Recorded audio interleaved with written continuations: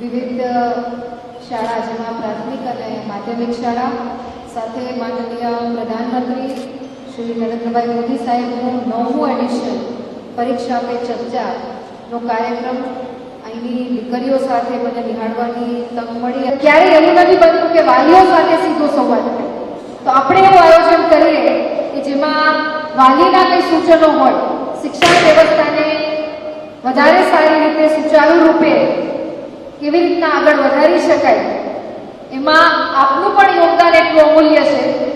કેમ કે જ્યારે આપણું બાળક ગવર્મેન્ટ સ્કૂલમાં ભણતું હોય ત્યારે સતત આપણને ક્વોલિટી ઓફ એજ્યુકેશનની ચિંતા હોય, આવનારા સમયમાં જે જ્ઞાન એ અર્જિત કરે છે કેવી રીતના ડિલિવર કરી શકે,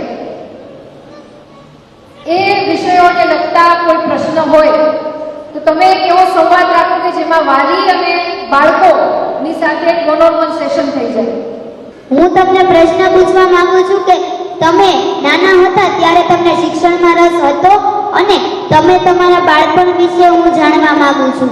મને ગણિત ગમતું, વિજ્ઞાન ગમતું, લિટરેચર એટલે કે ગુજરાતીમાં થોડીક નબળી હતી પણ પાછળ જતા એ આવડતું.